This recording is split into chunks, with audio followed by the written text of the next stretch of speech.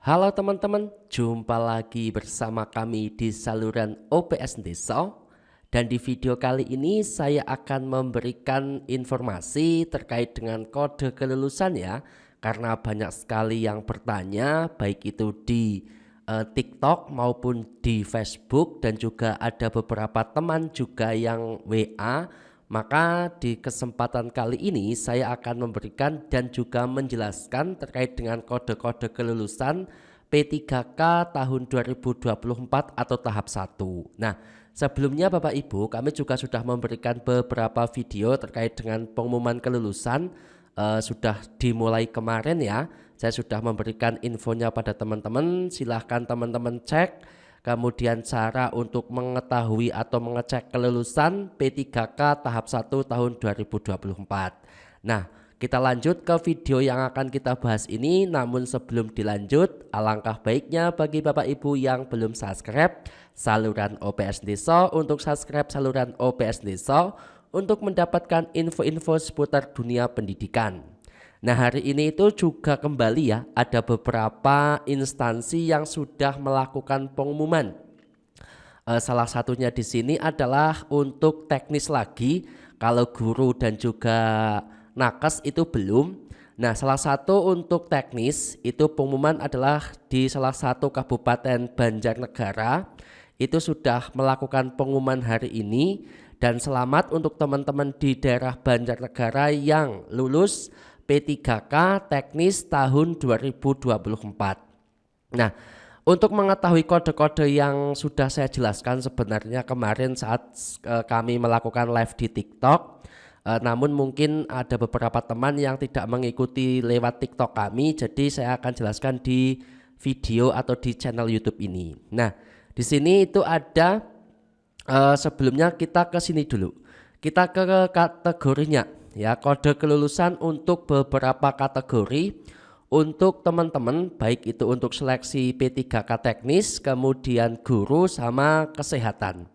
Jadi yang pertama Bapak Ibu itu untuk tenaga teknis ya. Untuk tenaga teknis itu ada 4 kategori atau 3 kategori, yaitu prioritas pertama adalah tenaga kategori 2, kemudian non-ASN yang terdaftar di database, kemudian tenaga non-ASN yang aktif bekerja di instansi pemerintah. Itu adalah prioritas pertama, itu adalah kategori 2, kemudian yang sudah terdaftar di database, kemudian yang ketiga adalah aktif bekerja di pemerintah.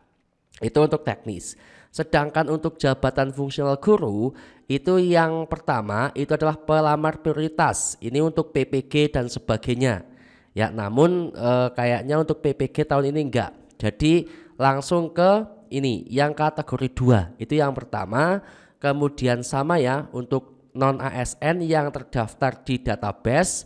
Kemudian guru non ASN di sekolah negeri yang terdaftar di Dapodik dan aktif mengajar. Ya, jadi ada 2 perbedaan ya, yang P2-nya itu yang sudah masuk database BKN, kemudian yang kategori 3-nya atau P3-nya itu adalah yang aktif di Dapodik. Sedangkan untuk bidan itu adalah sama kategori 2, kemudian non ASN yang terdaftar di database non ASN BKN, kemudian tenaga non ASN yang aktif bekerja di instansi pemerintah. Jadi sebenarnya hampir sama. Lalu bagaimana cara kita mengetahui kode-kodenya? Nah, setelah Bapak Ibu memahami kriteria ini, maka kode-kodenya adalah seperti ini. Kita contohkan terlebih dahulu untuk tenaga teknis. Nah, jadi tenaga teknis itu kemarin sempat ramai ya, R2, R3 itu apa Pak? R4 itu apa Pak? Nah, ini adalah kode-kodenya Bapak Ibu. Kalau L itu adalah peserta lulus menurut keputusan Menpan RB nomor 347 tahun 2024. Ini artinya kalau di belakangnya itu adalah tandanya L, itu artinya Bapak Ibu adalah lulus. Seperti itu ya. Kemudian kalau yang R2 ini adalah kode prioritas ya untuk tenaga kategori 2. R3 ini adalah untuk prioritas non ASN terdapat menurut keputusan Menpan RB. Ini sudah masuk ke database Menpan RB. Kalau R4 ini adalah peserta non ASN tidak terdata menurut keputusan Menpan RB nomor 347 tahun 2024, tetapi dia itu aktif bekerja, seperti itu. Itu adalah kategori-kategorinya. Nah, sebagai contoh ini Bapak Ibu, ada salah satu di instansi, yaitu di Banjarnegara ya, maupun dimanapun itu, sebagai contoh bukti bahwa yang kategori 2 itu lebih diprioritaskan daripada kategori 3 atau R3 seperti itu. Di sini ada salah satu, yaitu ada salah satu kebutuhan kemudian dilamar oleh 2 peserta. Nah, di sini kebetulan yang satunya sudah R2 atau kategori 2, sedangkan yang satunya masih kategori 3 seperti itu. Dia sudah masuk data BKN tetapi bukan kategori 2. Maka nilainya itu lebih besar ya, di sini 368 dengan 347. Meskipun yang R3-nya ini lebih besar, maka dia tetap tidak lulus karena yang diprioritaskan yang pertama itu adalah R2 atau kategori 2. Jadi kategori 2 lah yang akan menempati formasi atau lulus full waktu. Seperti itu ya Bapak Ibu. Itu adalah contoh untuk tenaga teknis. Nah, makanya ketika nanti Bapak Ibu melamar untuk tahap 2 seperti itu, pastikan Bapak Ibu untuk melihat dulu saingannya di situ ada kategori 2-nya apa tidak. Kalau ada, lebih baik Bapak Ibu pindah ke tempat atau formasi yang lain. Seperti itu nggih. Nah, ini adalah pengumuman di Kabupaten Banjarnegara yang sudah diumumkan hari ini. Silahkan teman-teman Banjarnegara yang belum membuka pengumuman, silahkan dilihat di BKD Kabupaten Banjarnegara. Nah, ini ada beberapa lagi kelulusan untuk R2 dengan R3 ini juga sama. Ini 410 ya untuk R2-nya, nilainya 410, sedangkan R3-nya 355. Ini sudah tinggi mendapatkan prioritas pertama, maka dia yang tetap lulus atas nama Sartin di sini. Imam Hermanto terpaksa tidak lulus seperti itu ya, karena sudah nilainya lebih kecil dan juga dia bukan R2. Seperti itu. Jadi masih banyak sekali teman-teman kita yang tidak mengetahui kalau membaca data seperti itu, sehingga mereka asal mendaftar. Jadi lebih baik itu dilihat dulu ada saingan K2-nya apa tidak. Begitu nggih untuk tenaga teknis. Kita lanjut. Nah, sekarang kita ke guru Bapak Ibu. Di sini guru itu belum pengumuman. Nah, jadi Bapak Ibu juga harus dipahami betul-betul ya terkait dengan guru di sini. Nah, untuk guru di sini itu kodenya adalah P, nantinya adalah P. P1 itu adalah pelamar prioritas yang merupakan THK 2, guru non ASN lulusan PPG dan guru swasta yang memenuhi nilai ambang batas pada seleksi P3K jabatan fil guru tahun 2021 dan belum pernah dinyatakan lulus pada seleksi P3K jabatan fil guru periode sebelumnya. P2 pelamar prioritas yang merupakan THK 2 dengan bukan termasuk dalam P1. P3 pelamar prioritas yang merupakan guru non ASN di sekolah negeri yang terdaftar di Dapodik dan memiliki masa kerja paling rendah 3 tahun dan bukan termasuk dalam P1. P4 itu lulus pendidikan profesi guru PPG dan seterusnya. P4 peserta memenuhi nilai ambang batas, L peserta lulus, L-2 peserta yang lulus berdasarkan nilai ambang batas dan atau peringkat terbaik dalam jabatan dan kualifikasi pendidik yang sama setelah perpindahan formasi dari lokasi formasi yang berbeda dan seterusnya.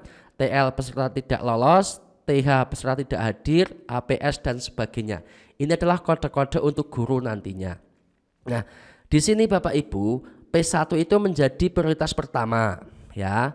Kalaupun Bapak Ibu nantinya melamar ada P1-nya, ya jelas yang paling penting itu adalah P1 dulu yang akan diangkat. P2 prioritas kedua, P3 prioritas ketiga, P4 prioritas keempat. Nah, sebagai contoh seperti ini Bapak Ibu. Misalkan untuk perankingan misalkan ya, di suatu daerah, ini ada di suatu daerah misalkan 4 peserta. Kebutuhannya itu adalah 1 misalkan ya, 1 atau 2 misalkan. Ya 2 atau 3 karena di sini contohnya lulusnya 3. kemudian dibutuhkan 3 guru, kemudian yang daftar 4. Maka bagaimana cara menghitungnya? Cara menghitungnya meskipun yang jumlah nilainya P1-nya itu lebih rendah daripada P2 dan juga P3, maka P1 tetap menjadi prioritas utama, dia yang akan lulus terlebih dahulu, yaitu P1L. Sedangkan P2 itu menempati prioritas kedua, maka nilainya itu ada 11 meskipun dia itu lebih rendah dari P3 dan juga nilainya itu lebih rendah dari yang nomor 3, maka dia tetap lulus terlebih dahulu menjadi P2L. Kemudian yang ketiga adalah P3L, kemudian yang 4 ini terpaksa harus gagal lulus seperti itu. Itu cara untuk mengetahui kode-kode untuk guru. Jadi yang pertama adalah P. Nah, rata-rata teman-teman kita itu guru itu rata-rata adalah masuk dalam P3 ya Bapak Ibu. Untuk P2, P1 dan juga P2 itu sudah tidak begitu banyak kalau di daerah kami. Rata-rata masuknya P3 seperti itu. Nah, bagaimana jika semuanya itu misalkan katakanlah masih ada P2 dan juga P3 seperti itu. Bagaimana cara kita mengetahuinya? Nah, misalkan seperti ini, contoh lagi nih. Kebutuhan guru di sebuah kabupaten itu, di sebuah kabupaten A itu ada 15 guru, yang dibutuhkan 15. Jumlah pelamar itu adalah 50 plus K2. Ya, 50 plus K2. 5 peserta kategori 2. Nah, di sini 5 pesertanya itu sudah masuk kategori 2 atau di sini masuk P2. Nah, maka yang 5 peserta ini itu sudah dipastikan lulus Bapak Ibu. Ya, berapapun nilainya, yang 5 peserta ini sudah dipastikan lulus meskipun nilainya itu lebih rendah dari 45 peserta ya, yang selain K2.